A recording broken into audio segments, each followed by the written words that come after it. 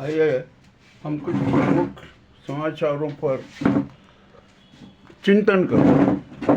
अभी अभी तूफान मोंथा का प्रभाव देखने को मिला। ये महाविनाशक स्वरूप में नजर आया और अब तो तूफान की गति 200 किलोमीटर प्रति घंटा भी होने की अनेक प्रदेशों में भारी वर्षा हो रहा है और तूफान आ रहा है। बड़ा विचित्र स्थिति बनी हुई है। ये तूफान महाविनाशक हुआ फिर अभी तो बात होती है। अभी अब मैं जब यहाँ समाचार की समीक्षा कर रहा था तो मुझे डॉक्टर मोहन भागवत जी के 10 बिंदु पर विशेष ध्यान गया। अब तो ऐसा लगता है कि मोहन भागवत जी को अब सनातन धर्म का आत्मदर्शन हुआ, भारत की आत्मा का आत्मदर्शन हुआ, 147 करोड़ जनता की आत्मा का दर्शन हुआ और अब उन्होंने विचारों में कुछ थोड़ा बदलाव आया। सनातन धर्म के 10 सिद्धांत हैं, ठीक है ना। अब उनका भी जरा सूक्ष्मता से अध्ययन कर लीजिए, हो गया काम पूरा। परंतु अब जो हवा को जहरीली बना दिया गया है ना, वातावरण को जहरीला बना दिया गया है, उस जहर का उपचार कैसे होगा, क्या होगा, ये भी एक बड़ी अहम समस्या। अभी बांके बिहारी मंदिर के खजाने की बड़ी चर्चा हो रही है। वहाँ पर कि खजाने में से चोरी हो गया, माल चला गया, कहाँ चला गया, कैसे चला गया, ये भी कुछ अभी पता नहीं। और आखिरकार वास्तविक खजाना कहाँ है, जो नवरत्नों का जो कलश है वो कहाँ है, ये भी अभी मामला बड़ा विचाराधीन है और बड़ा सोचनी भी है। आखिरकार क्या हो रहा है। और वृंदावन में मालदार मंदिर कितने के हैं? जो सूत्रों के अनुसार तो वहाँ एक तो राधा रमन मंदिर है, राधा वल्लभ मंदिर है और बाकी बिहारी मंदिर है, जो बड़े मालदार मंदिरों में गिने जाते हैं। वहाँ राधा वल्लभ मंदिर का भी एक बड़ा विचित्र इतिहास है और बाकी बिहारी मंदिर का तो और भी बड़ा विचित्र इतिहास है। यहाँ का जो बड़ा खजाना था ना, वो कहाँ चला गया।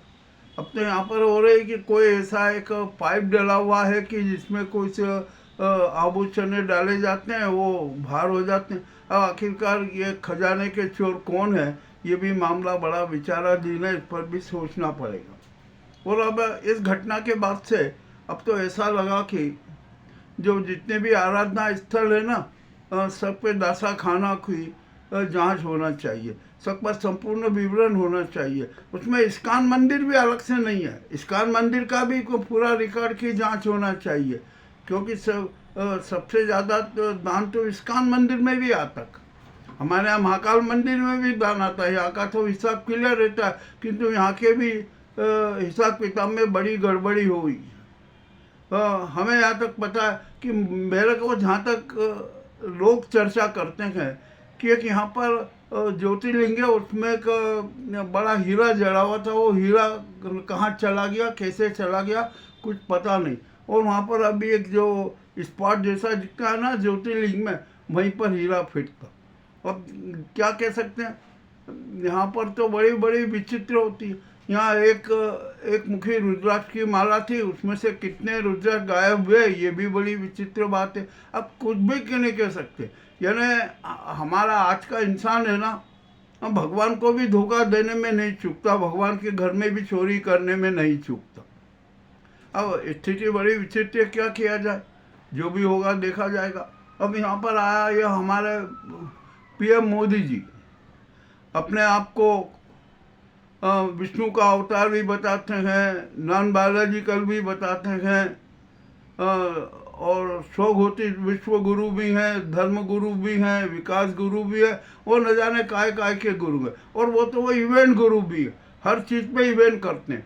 अभी हाल ही में आज छठ पूजा के समापन पे उनकी कितनी बेइज्जती हुई, जिसकी कोई सीमा नहीं, कितना नाटक किया गया, ये भी बड़ी विचित्र बात है। और एक नहीं, मोदी जी की हर एक जगह किरकिरी हुई, मगर उनको किरकिरी का ख्याल नहीं। अब मोदी जी तो है ना महामातम है। जो छठ पूजा को भुनाने का प्रयास किया था वो असफल हुआ। और भी न जाने कितने कितने उनके तो सब जगह असफलता हो रही है। यानी मोदी जी है ना, मोदी जी का जो चक्र है ना, जीवन चक्र, वो उल्टा चल रहा। उनका राजनीतिक चक्र भी उल्टा चल रहा, जीवन चक्र भी उल्टा चल रहा। अब ये उनको इस पद पर बैठे रहने का अधिकार नहीं है, ये भी खुले से बात हो गई।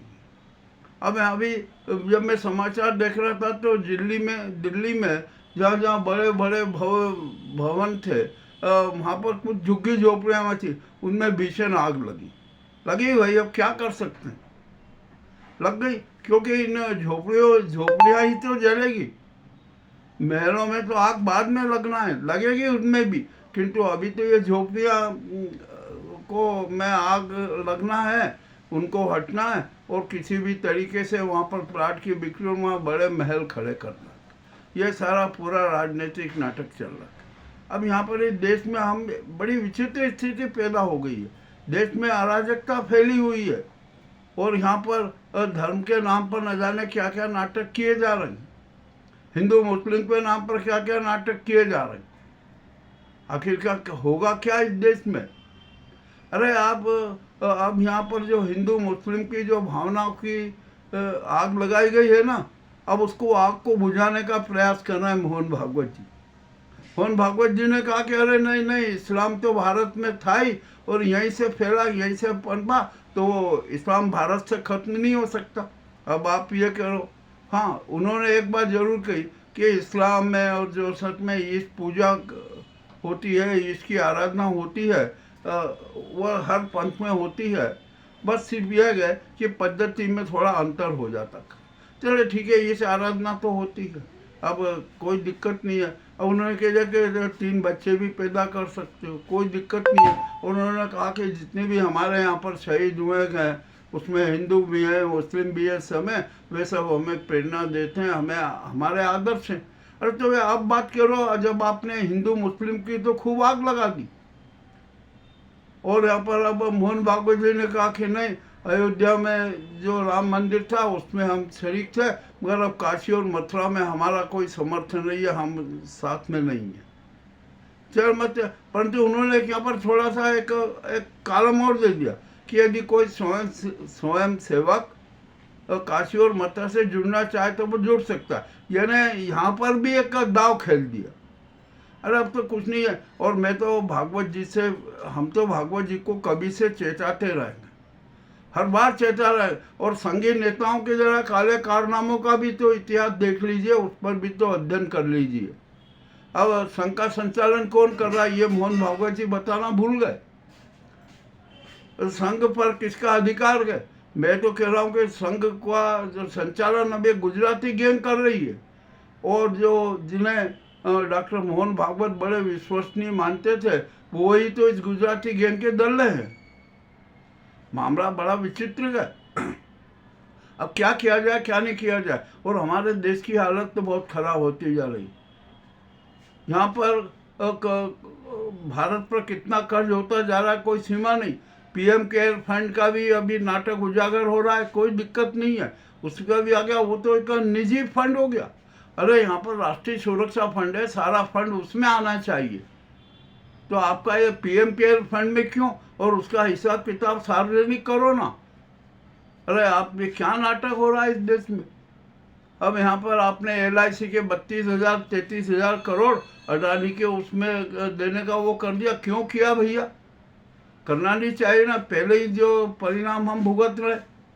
अरे कुछ भी नहीं है, यहाँ पर इस देश को तबाह किया जा रहा है, देश की क्रूर हत्या की जा रही है। और ये मनुवादी चिंटू है ना, और मनुवादी गैंग है, ये तो भारत के संविधान की हत्या करना चाहती है, भारत की हत्या करना चाहती है, हमारे संविधान की हत्या करना चाहती है। और जो 147 करोड़ जनता है ना, 90% जनता, उनकी भी हत्या करना चाहती है। देश को अपना गुलाम बनाना चाहती है, जनता को अपना गुलाम बनाना चाहते हैं। ये भी किसी से छिपा नहीं है। तो अब ये देश, अब आखिरकार इस स्थिति में क्या करें? राष्ट्रपति जी से हमें बहुत आशाएं थी, राष्ट्रपति जी भी ढुलमुल हो गई। और सच तो यह है कि वो तो नाजी गैंग के हाथों की कठपुतली है, उनसे किसी भी प्रकार की आशा करना व्यर्थ है। अब यहाँ पर न्यायपालिका में था, सीजेआई गवई ने बहुत अच्छे नई न्यायिक क्रांति की। अब उनका कार्यकाल 23 नवंबर को समाप्त हो रहा है। जनता कह रही थी कि आप एक काम कीजिए कि गवई जी का कार्यकाल 1 वर्ष या 2 वर्ष के लिए बढ़ा दीजिए, किंतु नहीं बढ़ा। अब वो जो सूर्यकांत जी जो 53 में सीजेआई बनने वाले थे, उनके खिलाफ भी अनेक प्रकार के आरोप लग गए। तो अब आखिरकार कौन होगा सीजेआई? भारत का सीजेआई कौन बनेगा? तो इसके लिए जरूरी है कि यह तो गवई जी का कार्यकाल 1 साल 2 साल के लिए बढ़ा दिया जाए, कॉलेजियम भी ये प्रस्ताव कर दे, या जो महिला न्यायमूर्ति नागरत्ना जी है ना, उनको भारत का सीजेआई बना दीजिए, क्योंकि उनके निर्णय बहुत अच्छे रहते हैं, उसमें नैतिकता भी भरी रहती है। हालांकि उनका कार्यकाल 40 दिन का रहेगा, परंतु वो कार्यकाल 40 दिन का न होते हुए 1 वर्ष ने 2 वर्ष का रख दिया जाए। अब सूर्यकांत जी पर जो आरोप लगे हैं ना, उसकी तो जांच होगी। तो जो विवादित व्यक्ति है ना, भारत का सीजेआई नहीं बन सकता। ये भी मामला बिल्कुल स्पष्ट हो गया। अब क्या किया जाए, देश में क्या होना है? यहाँ पर तो को समस्या है, महंगाई से जनता त्रस्त है। जनता ने काली दीपावली मनाई, अभी ये तूफान आ रहे हैं, तूफान से कितनी तबाही हो रही है, क्या क्या हो रहा है कुछ समझ में नहीं आ रहा। और देश की अर्थव्यवस्था चरमराई हुई है। भारत के हर नागरिक पर 4.5 लाख का कर्ज है। ये भी बात बहुत स्पष्ट रूप से हर भारतीय जान ले। आखिरकार ये जो विकास इतना बड़ा जो फंड आया, आपने कर्ज लिया, वो गया कहाँ? और अब यहाँ पर 500 के नोट की बात चल रही है कि 500 का नोट बंद किया जाएगा। अरे बंद क्या करेंगे? नहीं है, उन्होंने तो 500 के नोट की नोटबंदी है ना 2026 में होगी। इसके पूर्व यहाँ पर बैंकों में सारे 500 के नोट जमा कराए जाएंगे, और कराना चाहिए। और आरबीआई ने तो बैंकों को निर्देश दिए कि वह 500 के नोट अब जारी न करें, 200, 100 छोटी मुद्रा के नोट जारी करें। यहाँ पर भी एक बड़ी समस्या आ गई है कि आखिरकार ये 500 के नोटों के खजाना तो नेताओं और अफसरों के यहाँ है, उनके बेट तक नोटों से 500 के नोटों से सजे हुए हैं। अब ऐसी स्थिति में क्या होगा? मगर यहाँ पर एक बात और हम बता दें कि जो ये नोट छापे जाते हैं ना, ये ऑर्डिनरी पेपर पे छाप दे जाते हैं, ये छापना नहीं चाहिए, और ऐसी घटिया स्याही से भी नहीं छापना चाहिए। तो इसके लिए ज़रूरी है कि हमें यहाँ पर जितने कागज़ उत्पादक कारखाने हैं ना, उसमें 2-3 कारखानों को चयनित कर लिया जाए, और उनको यही दायित्व दिया जाए कि आपको वाटरमार्क पेपर बनाना है। और वो जो आप वाटरमार्क पेपर बनाए ना, उसकी एक शीट भी बाज़ार में उपलब्ध नहीं होना चाहिए, और उन्हीं पर 2 रुपये, 5 रुपये, 10 रुपये, 20 रुपये, 50 रुपये, 100 रुपये, 200 रुपये और 500 रुपये की मुद्रा छापी जाए। और शायद भी यहाँ की नहीं ली जाए, शायद यहाँ का लोकल का उपयोग नहीं किया जाए। सिर्फ नोट छापने की शायद सिर्फ एक ही इंग्लैंड की फर्म बनाती है, उसी से शायद खरीदी जाए, वो बना जाए। चाहे नोट की लागत की कीमत 1 रुपया बढ़ जाए, 1.5 रुपया बढ़ जाए, इसकी चिंता नहीं। और यदि ऐसा उपयोग किया ना, तो निश्चय ही नकली मुद्रा छापना बहुत कठिन हो जाएगा, छप नहीं सकती। अब यहाँ पर एक बात और मैं बता दूं कि हमने आरबीआई को सुझाव दिया कि बैंक में जो भी व्यक्ति 500 के नोट जमा करता है, उसका संपूर्ण रिकॉर्ड रखा जाए, और वो रोजाना कितने कितने नोट जमा किए वो वेबसाइट पे डाले जाए, उनको सार्वजनिक किया जाए। ऐसा करने से बैंक में जो 500 के नोट जमा होंगे ना, उससे काले धन का राज उजागर हो जाएगा। अब ये देखते हैं कि बैंकों में किस प्रकार के घोटाले होंगे। मान लीजिए किसी ने 1 करोड़ के 500 के नोट जमा कराए, तो उसको वेबसाइट पे खुलासा करना पड़ेगा, और करना चाहिए, परंतु ऐसा होगा नहीं। मामला बड़ा विचित्र है। अब आरबीआई को किस तरीके से ये नकली मुद्रा समाप्त करना है, जो हमने बताया ना कि एक तो सारी मुद्रा बॉन्ड पेपर पे छापी जाए, और वो बॉन्ड पेपर बाजार में उपलब्ध नहीं होना चाहिए। इसके लिए 3 फैक्ट्रियों का कागज उत्पादन फैक्ट्रियों को अधिकृत कर दीजिए। और शाय भी घटिया इसलिए ना, ब्रिटेन से ही वो शाय मंगवाइए, उससे नोट छापिए, क्योंकि वो शाय किसी दूसरे को देंगे नहीं, वो तो सिर्फ सरकारों को सप्लाई करते हैं जो नोट छापती है। अब और यहाँ पर एक बात और बता दूँ, जब बैंक नोट छापे जाते हैं ना, तो जो उनका ट्रायल लिया जाता है 2 शीट में, वो बॉन्ड पेपर में नहीं लिया जाए, वो साधारण पेपर में लिया जाए और फाइनल जो हो जाती है प्रिंट, जो कि हाँ अब ये बिल्कुल ओके है, ये नोट के रूप में मान्य हो सकती है, उसी को ही एक ही सीट को बॉन्ड पेपर पे छपी जाए, ताकि 2 सीटों का जो पेपर वेस्ट होता है वो नहीं होगा। ये इस तरह का काम करना जरूरी है। अब देखते हैं कौन क्या करता है क्या नहीं करता है, हमें तो सच सबके सामने रखना होता है, हम वो सब रख देते हैं। अभी आइए, मैं अभी ये बहुत जल्दी में ये बना रहा हूँ, क्योंकि ज़रूरी ये समाचार प्रसारित करना थे। वो जो हेडमार्क के रूप में समाचार रेखा के रूप में प्रस्तुत है, संपूर्ण विवरण में प्रस्तुत करूँगा। आपको ये कड़वे समाचार कैसे लगे हमें अवश्य बताएं। बहुत बहुत धन्यवाद।